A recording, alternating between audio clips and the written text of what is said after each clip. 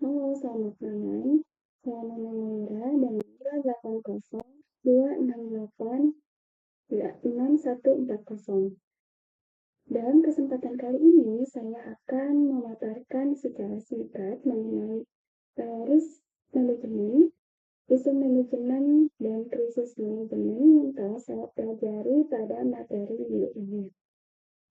Saya juga akan memberikan satu contoh nyata kasus dari perusahaan besar dan pelajaran yang bisa diambil dari adanya kasus tersebut. Sebelum saya memberikan contoh nyata pada kasus perusahaan, saya akan memaparkan secara singkat mengenai pengertian risk manajemen, isu manajemen, dan krisis manajemen. Risk manajemen atau manajemen risiko adalah proses identifikasi, analisa, dan pengendalian terhadap potensi risiko sebelum risiko itu benar-benar terjadi.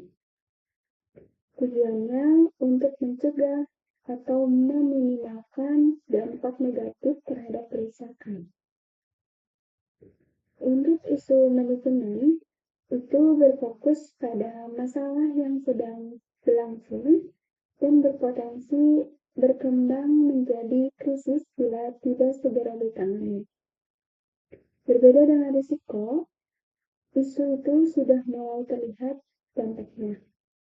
Adapun pengertian dari krisis manajemen adalah respon terhadap kejadian yang sudah menjadi krisis, yaitu situasi yang mengancam kelangsungan bisnis bahkan reputasi perusahaan. Tujuan utamanya adalah mengendalikan kerusakan dan memulihkan kembali kepercayaan perusahaan. Salah satu contoh nyatanya, saya mengambil krisis yang dialami oleh Danone atau Aqua. Pada saat itu, mereka mendapatkan tekanan publik karena dianggap berkontribusi pada pencemaran plastik. Isu ini diperparah dengan adanya kampanye dengan hashtag Tolak Aqua yang viral di media sosial. Awalnya, kasus ini merupakan isu yang meningkatnya kekhawatiran konsumen terhadap sampah plastik. Namun, karena tidak segera ditangani, isu ini berubah menjadi krisis reputasi.